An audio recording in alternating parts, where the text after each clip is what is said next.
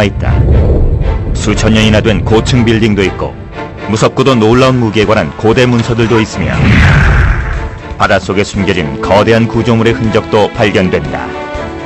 고대의 공학자들은 어떻게 이런 대규모의 건축물들을 만들 수 있었을까? 바로 거대한 기계들이 있었기 때문이다.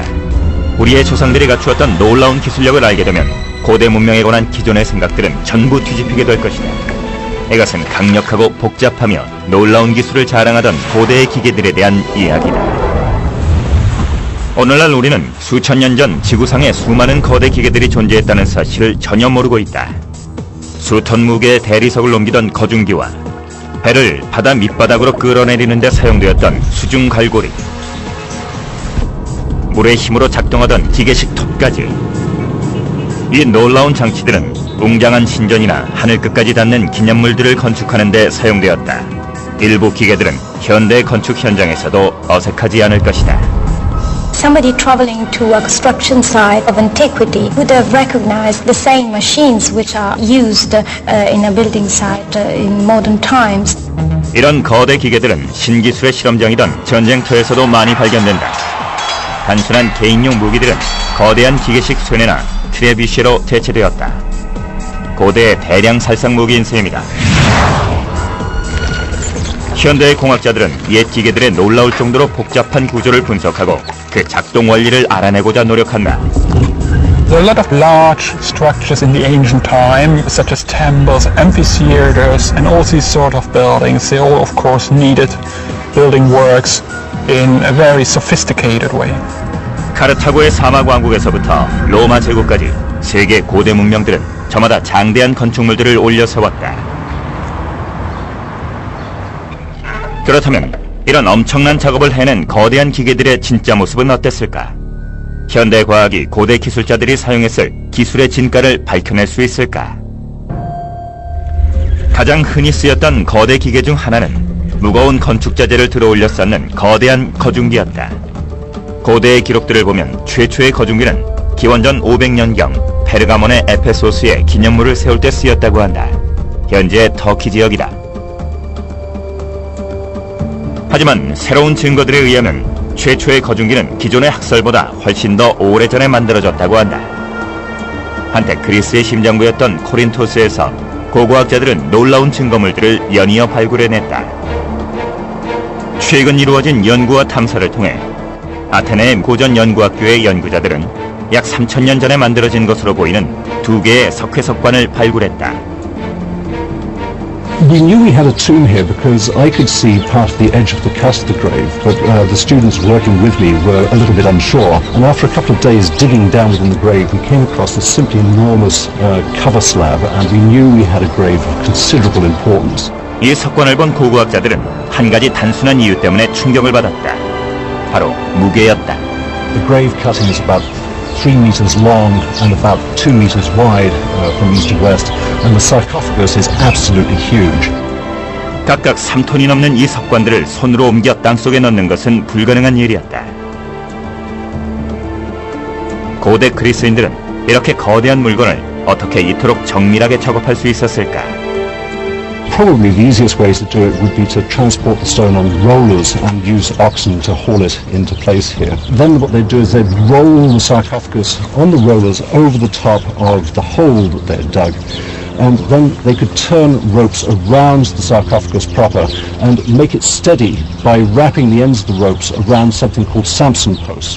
You can then maintain the weight of the sarcophagus, pull out the rollers so the sarcophagus is then just swinging free above the hole, and then using friction you can lower the block into place. 고고학자들은 새로운 이론을 세웠다. 그리스인들이 고대의 거중기를 이용해 무덤 속으로 관을 내렸다는 것이다. 당시의 거중기는 알파벳 A 모양의 구조였을 것이다. 밧줄로 틀에 들보를 감싸서 관을 내릴 때 정확한 조작을 할 수 있도록 한 것이다. So we have here monumental architecture for the dead below the ground, and we must be a step away or even a step behind having monumental architecture above the ground circa 900 BC. 코린토스의 관과 최초의 거중기에 대해서는 아직도 알려지지 않은 것이 많다. 어쩌면 고대의 거대한 기계들은 비밀을 간직한 채 땅속에서 발굴되기를 기다리고 있을지도 모른다. 만약 코린토스의 관이 최초로 거중기가 사용된 현장이었다면 거중기의 복잡한 원리를 이해하는 데에는 천재의 도움이 필요할지도 모른다. 그는 바로 아르키메데스다. 아르키메데스는 기원전 200년경 현대의 시칠리아인 시라쿠사 지역에서 살았다. 그는 발명의 대부라고 불리는 사람이다. 시대를 한참이나 앞선 아이디어로 많은 실험을 했던 성각자였다. 아르키메데스는 오늘날 거중기에서 자동차에 이르는 현대 기계들의 기본이 되는 원리를 발견해냈다. 바로 지뢰의 원리다. 그는 알맞은 지뢰와 각도만 있다면 엄청나게 무거운 물체도 들어올릴 수 있다는 사실을 추론해냈다. 그는 충분히 큰 지뢰만 있다면 지구라도 들어보일 수 있다는 유명한 말도 남겼다. It was really Archimedes' codification of the principles of the lever that allowed it to be used in a more sophisticated way as a component in larger machines. 그렇다면 그의 혁명적인 아이디어는 동시대에 살던 사람들에 의해 이용될 수 있었을까? 이 그림은 키프로스의 아마투스 항에 있는 둑을 그린 것으로 거친 바다로부터 배를 보호하기 위한 것이었다. 이 항구는 기념비적인 건축물이었다. 각각 3톤 이상이나 나가는 5,000개의 커다란 바위를 바닷속에 쌓아 지중해로부터 배를 보호했던 것이다.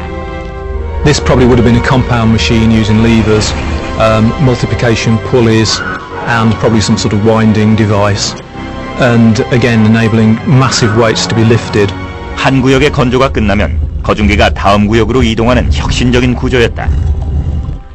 아마투스 항구의 거중기 덕분에 거중기들은 어떤 환경에도 적응할 수 있는 역동적인 기계로 다시 태어났다.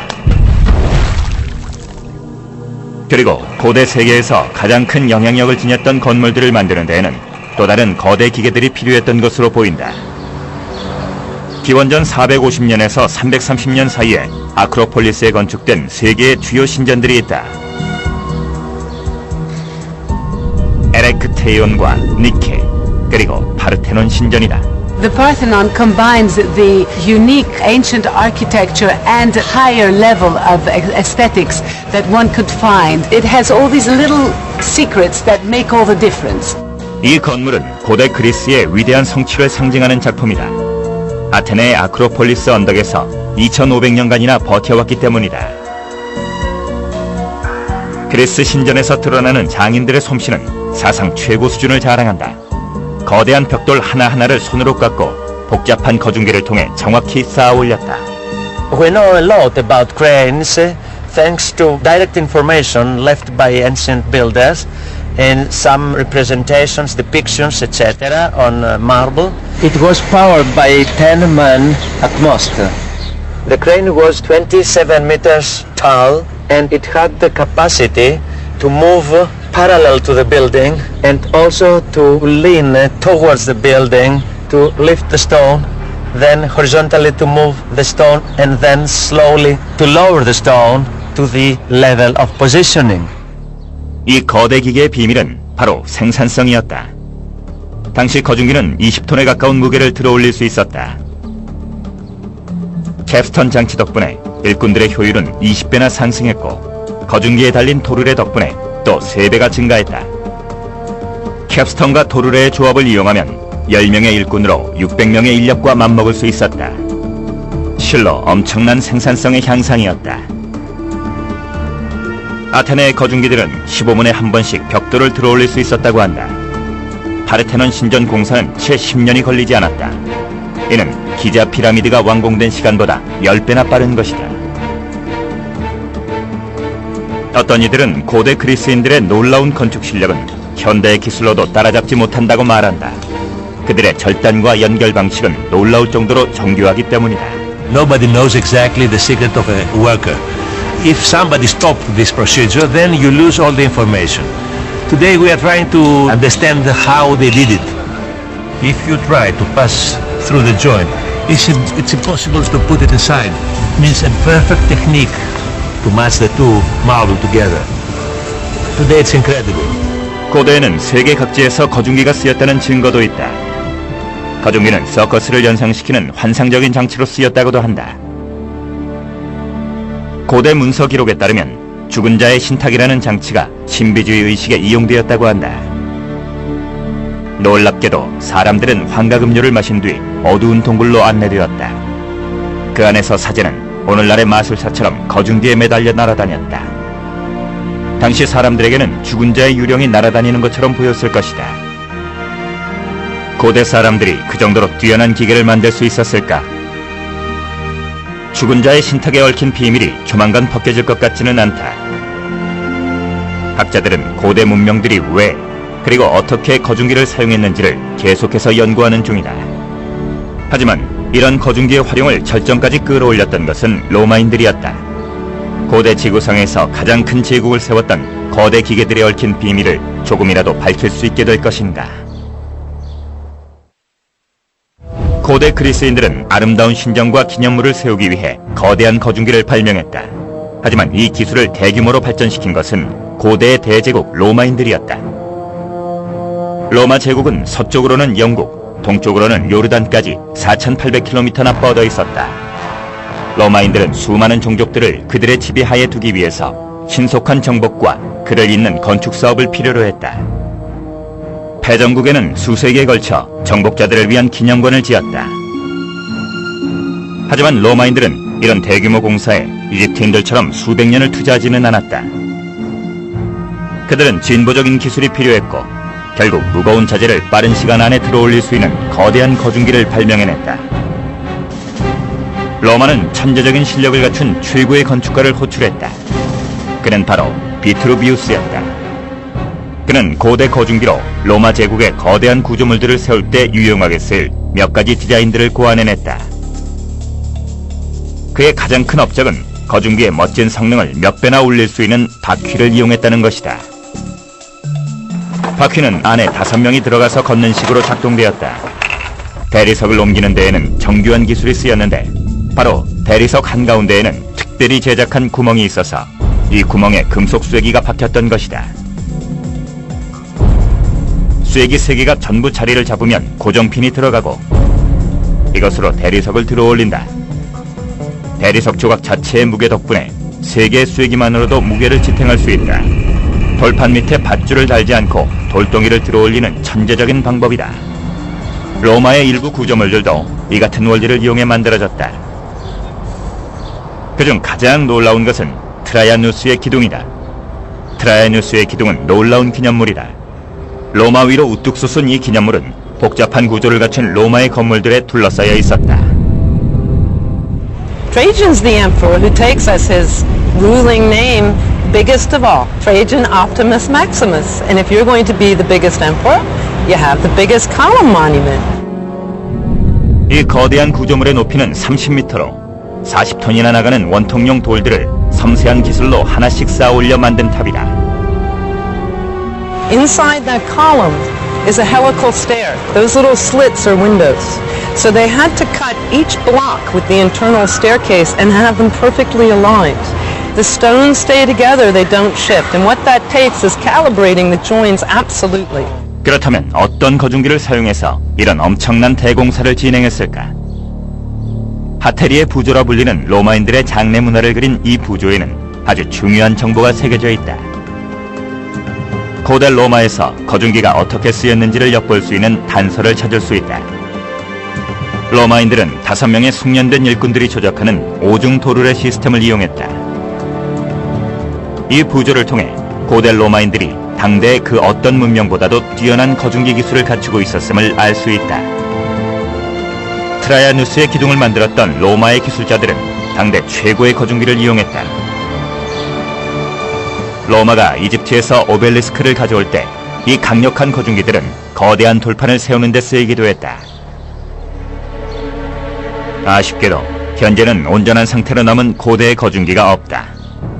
이런 웅장한 오벨리스크들을 통해 고대의 건축가들이 이용했던 거중기의 비밀을 추측할 수 있을 뿐이다.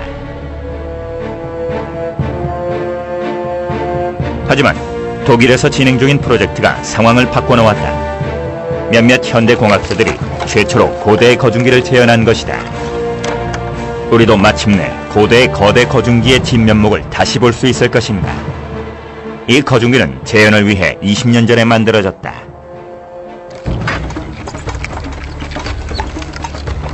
So this part of the crane is the capstan. That's the point where we start pulling. So 4 men are necessary to push these handles, and by doing so, winding up the cable on this vertical axle right here. From the capstan to the main crane, you get 1 cable, and this cable being wound up on the main wheel over there. This is the very basic principle of a transmission. So while winding up this cable from the capstan on the big wheel, at the same time you've got the small wheels on the axle winding up the cable from the stones that's to be lifted. That's very much the powerhouse of the crane. In this transmission you get a 4-fold power transmission, so you need 4 times the length of the cable, but you only need a 1/4 part of the power to pull it. 이 독특한 장치는 현대 공구함에도 적용되는 기본 원리를 바탕으로 하고 있다. 동력은 줄의 길이와 함께 늘어나지만 구동하는 데 들어가는 힘의 크기는 점점 적어지는 것이다. Right here you see a very important feature of lifting up the stone block. This is a block with pulley wheels, and you see a number of pulley wheels down here and another set of pulley wheels up here. We have a sequence of machines lined up. So every time you reduce the power necessary and you increase the length of cable, and you line this up a number of times, and this in the end is very efficient. 크산텐 지역의 거중기는 사람의 힘을 증폭시키기 위해 도르래 기술을 사용했지만 고대인들은 이보다 더 놀라운 비법을 하나 더 감추고 있었다. 그들은 자동으로 돌아가면서 동력을 생산하는 바퀴를 사용하고 있었다. 바로 신개념 거대 기계의 탄생이었다. 프랑스 남부 바르부갈에 있는 고대 방앗간에는 이 뛰어난 기술을 증명하는 놀라운 증거들이 남아있다. 방아를 돌리는 동력은 16개의 물레방아로부터 나온다. 고대 거대한 기계들의 비밀을 연구하던 학자들은 더욱 깊은 신비와 마주친다. 고대인들은 대규모 건축에 쓰인 거대한 돌들을 어떻게 이렇게 정확하게 자를 수 있었을까? 로마의 조각상에서 그리스의 사원, 이집트의 피라미드까지 인류는 전 세계에 위대한 석조 구조물들을 남겼다. 이제 현대 공학자들은 이런 대규모 공사에 동원됐던 거대한 기계들의 단서를 연구하고 있다. 최근 밝혀진 또 하나의 놀라운 사실이 있다. 고대인들은 정말로 기계로 돌아가는 톱을 만들어냈던 것일까? 고대 대형 구조물들은 정말 엄청난 규모를 자랑한다. 현대의 트럭과 기중기, 굴착기가 만들어지기도 전에 그들은 산에서 바위를 깎아 건축물을 만들었다. 과거에는 이렇게 놀라운 건축물을 세우려면 황소 여러 마리와 수천 명의 인원이 동원됐을 것이라 여겨졌다. 하지만 이제는 현대 공학자들도 우리의 조상들이 거대한 기계를 사용했다는 것을 알게 되었다. 그리스의 아크로폴리스까지 운반된 바위는 자유의 여신상의 무게의 20배에 달한다. 하지만 그보다 더 놀라운 것은 로마인들의 공학기술이었다. 로마 제국 국경지대에 있는 레바논에는 남쪽의 바위라는 유적이 있다. 무게가 1200톤이 넘는 이 거대한 오벨리스크는 인간이 만든 석조 구조물 중 최대이다. 고대인들은 이 거대한 바위를 무엇으로 잘랐을까? 또 수천 킬로미터나 떨어진 건설 현장까지는 어떻게 옮겨왔을까? 요르단의 바위들을 자르고 이동하는 과정을 살펴보려면 45,000년 전 이집트로 되돌아가야만 한다. 당시는 전설의 기자 피라미드가 세워지던 시절이다. 약 240만 개의 석회석을 쌓는데 꼬박 100년이 걸렸다.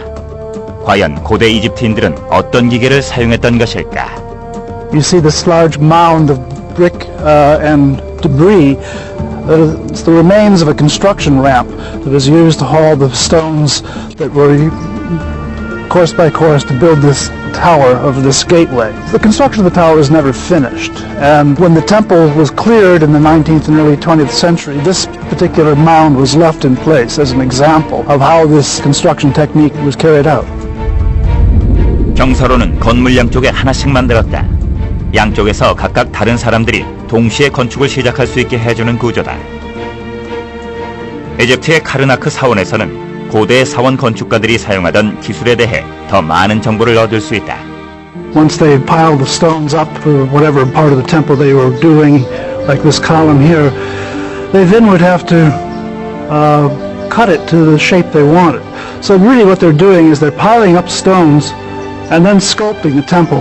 These blocks are going to be cut into a rounded shape, and then it's just a matter of working down from the top and trimming till they get the right dimensions and shape. 수천 톤의 바위를 들어올려 이집트까지 운반할 수 있었던 비밀은 무엇일까? 아스완의 채석장에는 역사적 단서가 남아있다. 바위에 붙은 채 그대로 남아있는 미원의 오벨리스크이다. 작업 중간 과정을 볼 수 있는 거의 유일한 고대 유적이다. 이 대규모 작업은 아래쪽에 균열이 생기면서 급하게 중단되었다.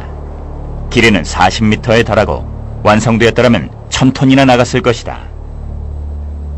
To remove an obelisk like the unfinished obelisk in Aswan out of the bedding would have been problematic. Even nowadays with the machinery we have and the lifting device we have, it would still represent a very difficult task. Here lies a bit of a mystery of how they did it, but obviously they did it. 그렇다면 이집트 사람들은 거중기도 없이 어떻게 이 돌을 옮겼을까?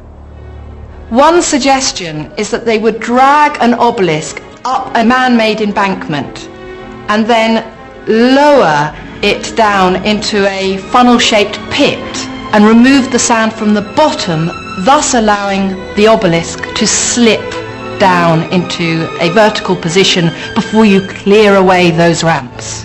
An alternative suggestion is that the obelisk was raised up to 34 degrees and then erected by men pulling on ropes. 하지만 최근의 증거들은 이집트가 우리의 생각보다 훨씬 발달했음을 보여준다. 카르나크의 유적지에서 고고학자들은 놀라운 사실을 발견했다.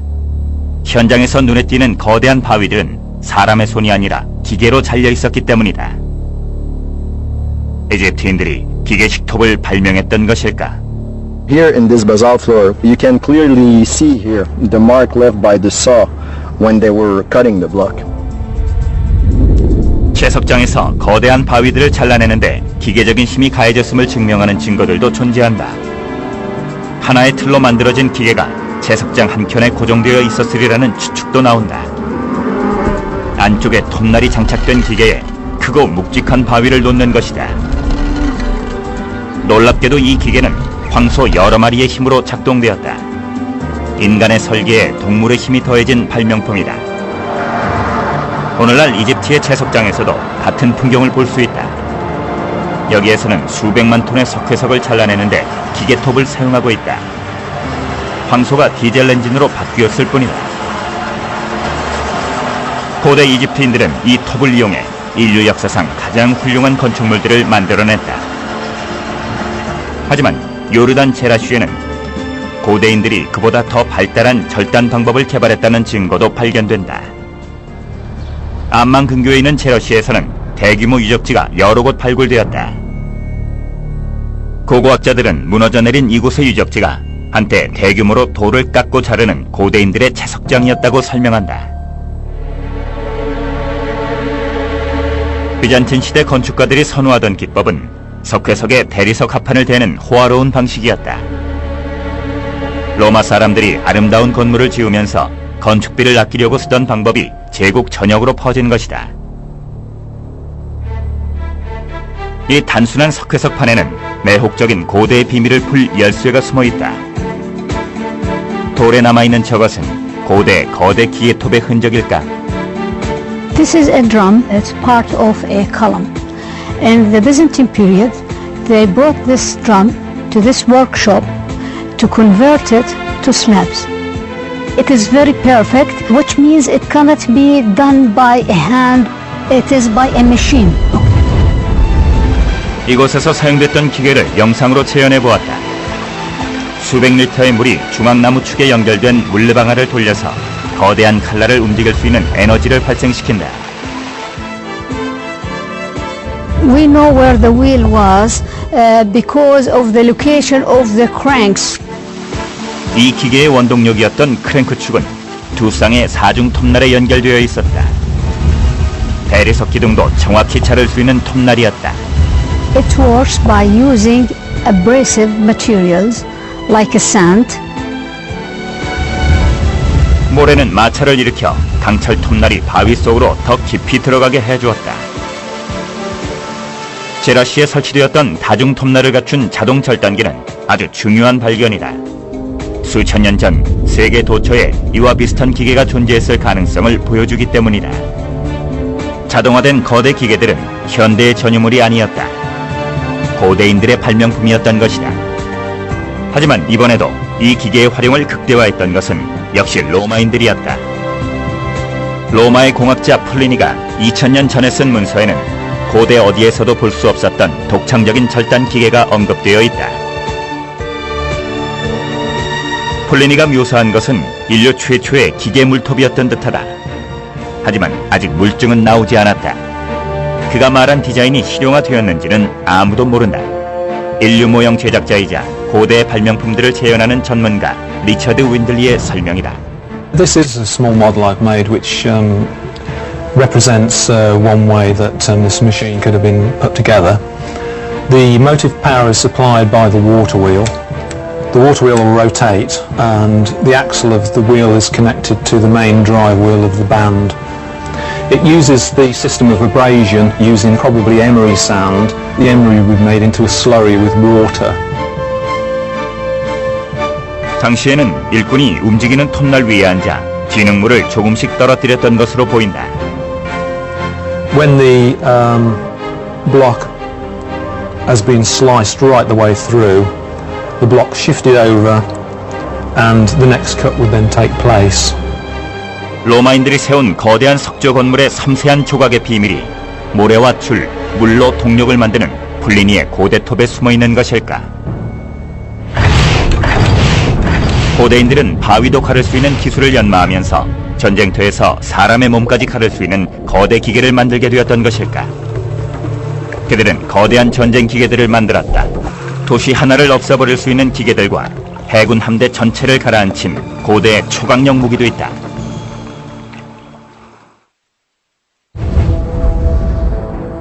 지금 생각하면 좀 이상한 일이지만 그리스와 로마 사람들은 거대한 투석기를 개발했고 무거운 물건을 쏘아 올려 적을 쓰러뜨렸다. 그들의 포위는 격렬했고 그들은 강력한 무기를 보유하고 있었다. 밧줄을 꼬아 비틀림을 넣은 거대한 투석기는 성벽을 향해 거대한 바위공들을 발사했다. The largest catapults, the mega catapults, would have stood 20, 30 feet high, so clearly psychologically daunting to any defender. These mega catapults were capable of breaking down battlements or knocking over entire ranks of soldiers. It must have been truly terrifying to face a machine like that. 중세 시대는 인류가 기술면에서 획기적인 변화를 겪은 시기였다. 이것은 인류 사상 최악의 전쟁 무기로 이어진다. 그리스, 로마 사람들은 거중기에 쓰인 도르래와 밧줄, 바퀴를 더 복잡한 무기 체계에 적용했다.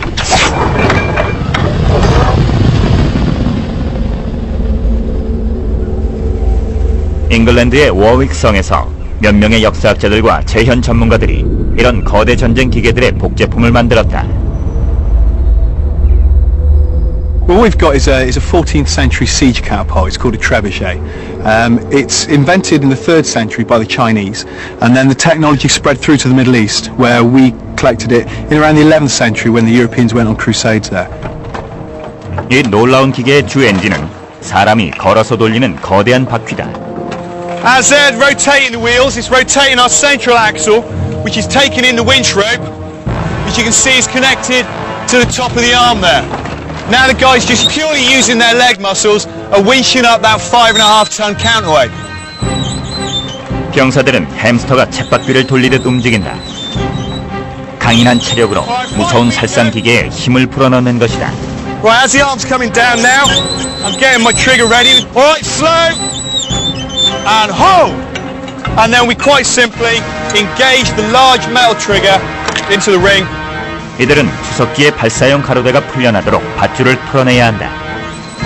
장전을 마치자 거대한 기계의 모든 물리적 힘은 공이에 집중된다. As you see now, the wheels going the opposite way around. We're undoing the rope there to get plenty of slack. 이 단순한 목재 장치에 담긴 위력은 두려울 정도다. We measure energy in what we call joules. A professional baseball pitcher throws the ball with 2 joules of energy. Now, we're not throwing a baseball, we're throwing a 33-pound boulder, and we're throwing that with roughly 100 to 120,000 joules of energy. 이 수치는 1톤 트럭이 시속 100km로 달리다 집에 돌진할 때의 힘과 비슷하다. 이 실험을 위해 제작진은 처음으로 이 막강한 무기의 속도를 시험해보기로 했다. One of our crew has got a police speed camera, the sort of things that you use in radar traps, and when we take the shot, what we're going to do is we're going to try and see how fast the ball accelerates down the tray and see if we can try and record its top speed just before it leaves the machine.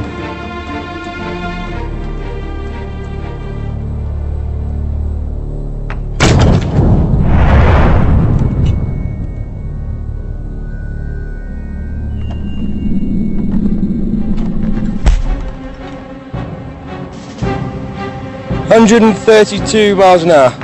It looks like the ball accelerated up to 132 miles an hour. Now that's some sort of energy. That acceleration was over a 5-metre distance in under a second. Now that's faster than any Formula 1 car and a faster acceleration than a modern jet fighter from takeoff. Whether it's a medieval trebuchet, a Greek ballista, or a Roman mangonel, the torsion catapults of their time, it's not really a question of are we going to knock down this castle, it's just a question of when we're going to knock down this castle. 투석기의 위력도 훌륭했지만 당시에는 고대인들이 발명한 천재적인 대형 전쟁 무기들이 더 있었다. 기원전 200년경 시라쿠사 섬에서 아르키메데스는 당시 최강이었던 로마군에 맞서기 위해 다양한 투석기들을 발명했다. 하지만 현대의 군대 기술자들이 보아도 놀랄만한 천재적인 발명품들도 많이 있었다. 섬이었던 시라쿠사에는 적의 침입에 무방비하게 노출된 곳이 한 군데 있었다. 바로 항구였다. 아르키메데스는 이 문제를 해결하기 위해 놀라운 방어책을 세웠다. Archimedes developed a machine known as the claw, which was designed to grab the prow of the Roman ships, lift them into the air and suddenly drop them again, hopefully capsizing the vessel. 클러는 로마군의 함대를 전멸시켜 로마의 장군들을 공포에 떨게 했던 전설적인 고대의 초강력 무기로 남게 되었다. 하지만 아르키메데스는 이보다 더욱 기발한 기계도 만들었던 것으로 보인다. 물속에 가라앉아 조용히 숨어있다가 무방비 상태인 패드를 덮치는 것이었다. 바로 아르키메데스의 선박요동 장치다. One can imagine trying to disable a ship. A very good way is to knock it over. If you get it off balance slightly and people start to slide, maybe you can tip the thing or at least really upset the oarsmen. If they get their oars tangled, they've had it. 고고학적인 기록은 부족하지만 이 기계는 아르키메데스와 관계가 있다고 알려져 있다. 무방비 상태인 항구에 적의 배가 들어온다면 배 탄 병사들은 모르고 있지만 그들은 물속에 숨어있는 거대한 덫 안으로 들어온 것이다. 배가 정박하면 거대한 대못이 올라와 바닥을 꿰뚫고 배와 병사들을 꼼짝 못하게 만든다. 그러면 거대한 클러가 물속에서 나와 배를 통째로 집어삼킨다. 배가 무력해지면 물속의 기계는 배를 양옆으로 흔들어대고 잠시 후 배와 병사들을 바다 밑으로 끌어내리는 것이다. 아르키메데스의 선박요동 장치는 황소들이 작동했던 것으로 보인다. 소들은 거대한 막에 가려져 있었기 때문에 항구에는 아무것도 없는 것처럼 보였다. 선박요동 장치는 무사히 항구에 도착했다고 믿었던 로마군의 방심한 틈을 파고든 재치 있는 장치였다. 하지만 이 위험한 기계는 물속에서 배를 파괴하기 위해 기다리고 있었다. 흥미로운 장치긴 하지만 마치 영화에나 나올 것처럼 보인다. 전설을 바탕으로 한 얘기지만 진짜로 놀라운 부분은 이 기계에 쓰인 기술들이 당대에 실제로 활용되었다는 점이다. 고대 세계에는 거대한 기계들이 많았다.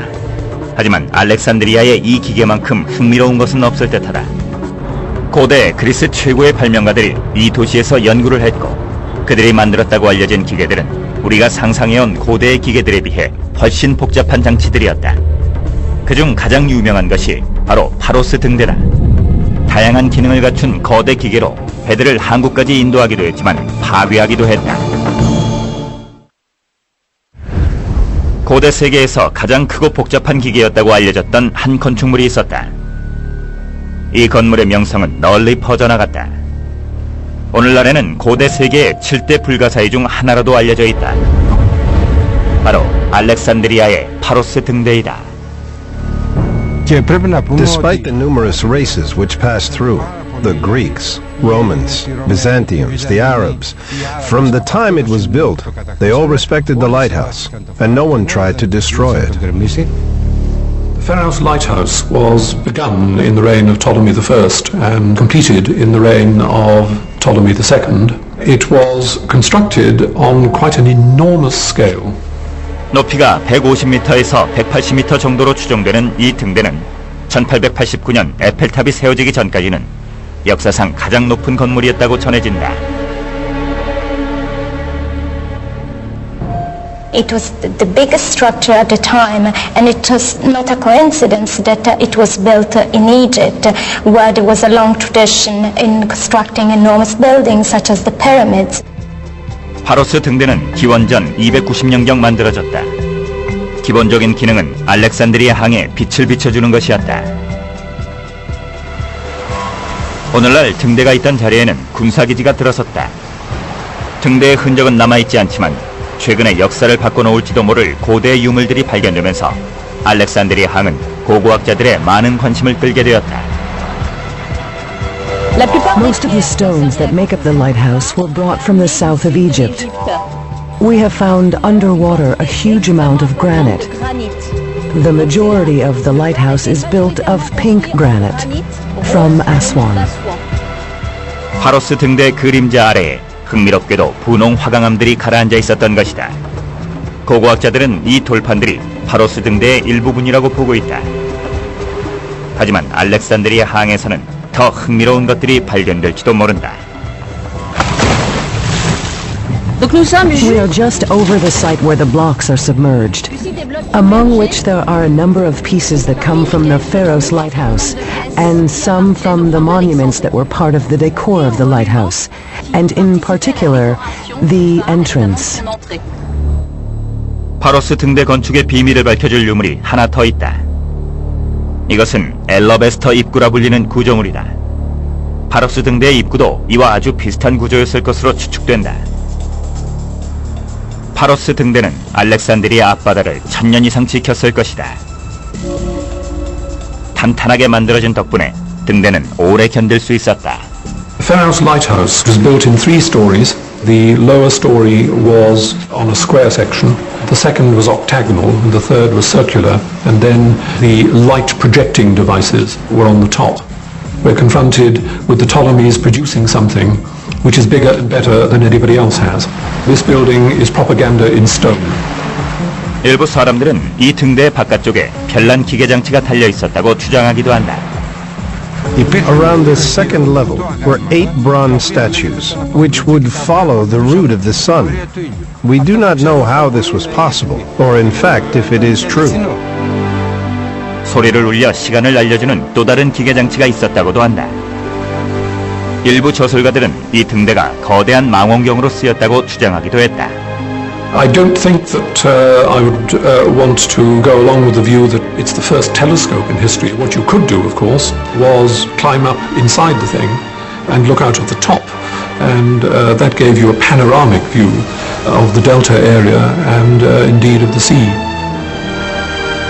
등대가 망원경으로 쓰였다는 생각은 다소 낭만적이다. 이집트의 지배자는 콘스탄티노플에서 함대를 보낼 것을 염려해 감시하려고 했던 것은 아닐까. 지구의 망곡 때문에 불가능했을 것이다. 그렇다면 등대는 경고장치 기능도 했던 것일까? 윈들리는 파로스 등대의 일부로 알려진 한 장치의 모형을 만들어 보았다. Philon of Byzantium was one of the great brains of his generation, and one of the things he's often credited with is the design and making of some kind of warning device which was mounted on the Pharos lighthouse. There is just one tantalizing reference to a steam siren which utilizes a spinning wheel. 2000년 전 등대에는 거대한 횃불이 설치되어 있었을 것이다. 대형 용광로에서 쏟아져 나오는 열이라면 증기장치를 작동시키는 것도 가능하다.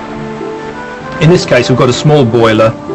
The steam from this boiler would come up the tube here, through an on-off, stopcock there, which would give control. Inside this little section here is a revolving wheel, which has got small holes in it, and it's forced to rotate a bit like a turbine, so that the pressure of steam actually spins the wheel, and this produces an audible tone. 펌프를 통해 공기가 빠져나가며 경보를 울린다. 윈들러의 모형은 사실을 증명하는 셈이다. 알렉산드리아의 등대는 경고 사이렌을 울렸을지도 모른다. 소리를 이용하는 데서 그치지 않고 고대인들은 빛의 위력도 이용할 수 있었다. 등대는 배들을 알렉산드리아의 항구로 안전하게 인도하는 빛이 되어야 했다. 그런 빛을 만들어내기 위해서는 불이나 반사되는 빛을 이용할 줄 알아야 했다. The light of the lighthouse reached about 30 miles. This is a mystery because we have many issues relating to the fire which was lit on the lighthouse. For example, we know that in Egypt there was no wood. There were no big forests from where trees could be cut to take wood to feed the fire. 나무가 부족했던 이집트에서 밤중에 불을 밝히기 위해서는 최소한의 연료로 불을 피우는 기술이 필요했다. 전문가들은 등대에서 밤에 작은 불을 피우고 이를 증폭해서 사용했을 것으로 보고 있다. 처음 나왔던 이론은 파로스 등대의 맨 아래층에 불꽃을 피우고 건물 안에 일련의 거울을 꼭대기까지 설치해서 그 빛을 바닥까지 반사시킨다는 것이었다. 레이저 빔처럼 말이다. 하지만 당시에 그만한 광학 기술이 있었을까? And Alexandria and Pergamon are actually very important with this. They know how to refract and focus light. They play light games. They know their optics. 두 번째 이론은 불꽃이 등대 꼭대기에서 다시 바다로 반사되었다는 설이다. 고대 문서에 따르면 크리스탈이 먼 거리까지 빛을 반사해 퍼뜨렸다는 내용도 등장한다. 하지만 낮에는 거울이 태양의 빛을 반사했다고 전해진다. 윈들리는 이 거울 기술을 실험해 보았다. Given the height of the Pharos, this would give the horizon distance of only about 30 miles, which is well within the range of a significant mirror. My theory, and it is only a theory, is that a mirror would collect the sun's rays from somewhere in this direction into this top mirror, which had to be precisely angled so that the beam went absolutely vertically down below, which then could be scanned, i.e. rotated, to distribute the light around a wide area. 고대인들은 빛의 반사 각도를 정밀한 계산을 통해 맞춰야 했을 것이다. 작은 실수 하나로도 빛은 이어질 수 없다. There's a small cam follower here, which is a lever, and that is connected by these little levers and cams here to achieve the desired angle of the mirror. 하지만 윈들러의 모형이 실험에서 성공을 거둘 수 있을까? Turn the handle now, and here we go. There is the sunbeam being distributed. And we have our lighthouse.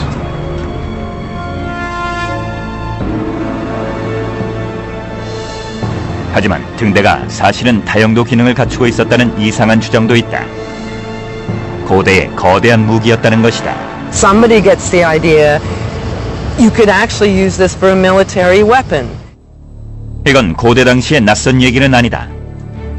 아르키메데스가 불타는 거울을 무기로 이용했다는 사례가 있기 때문이다. I remind here that the reflectors of the Alexandria lighthouse have close similarities with the reflectors of Archimedes, with which he burnt the fleet of the Romans during the Syracuse period. 고대의 거울 기술이 얼마나 효과적이었는지는 알려져 있지 않지만 놀라운 것은 파로스 등대가 13세기까지도 당당하게 버티고 있었다는 사실이다. 등대는 1600년이라는 세월을 버티다가 지진으로 인해 무너지고 말았다. 이 등대야말로 진정한 거대 기계였다. 우리는 거대 기계들이 20세기의 발명품이라고 믿고 싶어 하지만 그것은 잘못된 생각이다. 현대공학의 새로운 시각에 따르면 고대의 복잡한 기계들이 없었다면 지금 우리가 찬양하는 아름다운 유적들도 존재할 수 없었을 것이라고 한다. 앞으로 우리는 더 많은 기계들을 찾아내 우리가 생각했던 것에 비해 고대의 과학기술이 얼마나 진보했었는지 알아보고자 한다. 현대공학으로도 마침내 인정받기 시작한 거대한 기계가 있다.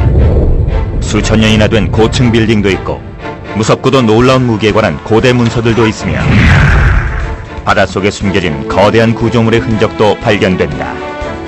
고대의 공학자들은 어떻게 이런 대규모의 건축물들을 만들 수 있었을까? 바로 거대한 기계들이 있었기 때문이다. 우리의 조상들이 갖추었던 놀라운 기술력을 알게 되면 고대 문명에 관한 기존의 생각들은 전부 뒤집히게 될 것이다. 이것은 강력하고 복잡하며 놀라운 기술을 자랑하던 고대의 기계들에 대한 이야기다. 오늘날 우리는 수천 년 전 지구상에 수많은 거대 기계들이 존재했다는 사실을 전혀 모르고 있다. 수톤 무게의 대리석을 옮기던 거중기와 배를 바다 밑바닥으로 끌어내리는 데 사용되었던 수중 갈고리, 물의 힘으로 작동하던 기계식 톱까지, 이 놀라운 장치들은 웅장한 신전이나 하늘 끝까지 닿는 기념물들을 건축하는 데 사용되었다. 일부 기계들은 현대 건축 현장에서도 어색하지 않을 것이다. Somebody traveling to a construction site of antiquity would have recognized the same machines which are used in a building site in modern times. 이런 거대 기계들은 신기술의 실험장이던 전쟁터에서도 많이 발견된다. 단순 코린토스에서 고고학자들은 놀라운 증거물들을 연이어 발굴해냈다. 최근 이루어진 연구와 탐사를 통해 아테네 고전 연구학교의 연구자들은 약 3000년 전에 만들어진 것으로 보이는 2개의 석회석관을 발굴했다. We knew we had a tomb here because I could see part of the edge of the cut of the grave, but the students working with me were a little bit unsure. And after a couple of days digging down within the grave, we came across this simply enormous cover slab, and we knew we had a grave of considerable importance. 이 석관을 본 고고학자들은 한 가지 단순한 이유 때문에 충격을 받았다. 바로 무게였다. The grave cutting is about 3 meters long and about 2 meters wide from east to west, and the sarcophagus is absolutely huge. 각각 3톤이 넘는 이 석관들을 손으로 옮겨 땅속에 넣는 것은 불가능한 일이었다. 고대 그리스인들은 이렇게 거대한 물건을 어떻게 이토록 정밀하게 작업할 수 있었을까? Probably the easiest way to do it would be to transport the stone on rollers and use oxen to haul it into place here. Then what they'd do is they'd roll the sarcophagus on the rollers over the top of the hole that they'd dug, and then they could turn ropes around the sarcophagus proper. And 아르키메데스는 기원전 200년경 현대의 시칠리아인 시라쿠사 지역에서 살았다. 그는 발명의 대부라고 불리는 사람이다. 시대를 한참이나 앞선 아이디어로 많은 실험을 했던 성각자였다.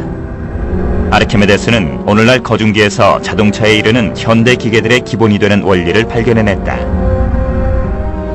바로 지뢰의 원리다. 그는 알맞은 지뢰와 각도만 있다면 엄청나게 무거운 물체도 들어올릴 수 있다는 사실을 추론해냈다. 그는 충분히 큰 지뢰만 있다면 지구라도 들어보일 수 있다는 유명한 말도 남겼다. It was really Archimedes' codification of the principles of the lever that allowed it to be used in a more sophisticated way as a component in larger machines. 그렇다면 그의 혁명적인 아이디어는 동시대에 살던 사람들에 의해 이용될 수 있었을까? 이 그림은 키프로스의 아마투스 항에 있는 둑을 그린 것으로 거친 바다로부터 배를 보호하기 위한 것이었다. 이 항구는 기념비적인 건축물이었다. 각각 3톤 이상이나 나가는 5000개의 커다란 바위를 바닷속에 쌓아 지중해로부터 배를 보호했던 것이다. This probably would have been a compound machine using levers, multiplication pulleys. 난 개인용 무기들은 거대한 기계식 쇠뇌나 트레비쉐로 대체되었다. 고대의 대량 살상 무기인 셈이다.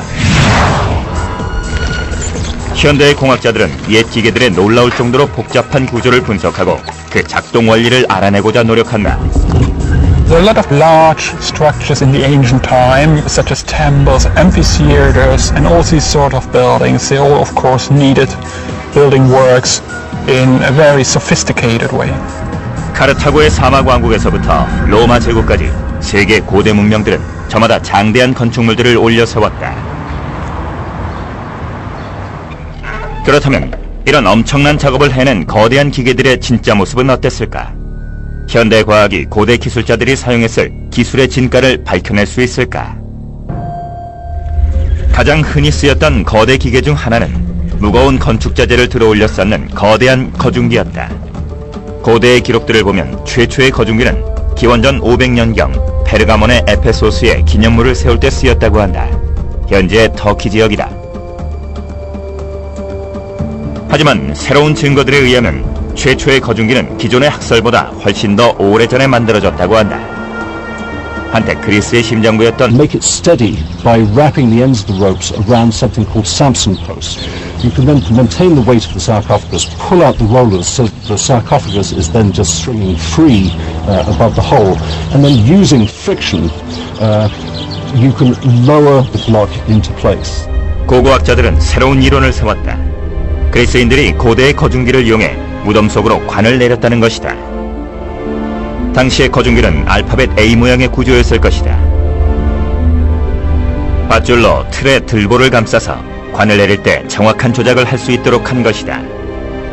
So we have here monumental architecture for the dead below the ground, and we must be a step away or even a step behind having monumental architecture above the ground circa 900 BC. 코린토스의 관과 최초의 거중기에 대해서는 아직도 알려지지 않은 것이 많다.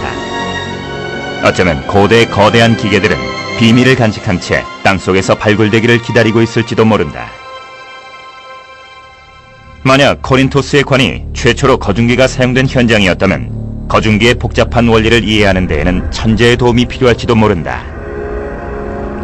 그는 바로 아르키메데스다.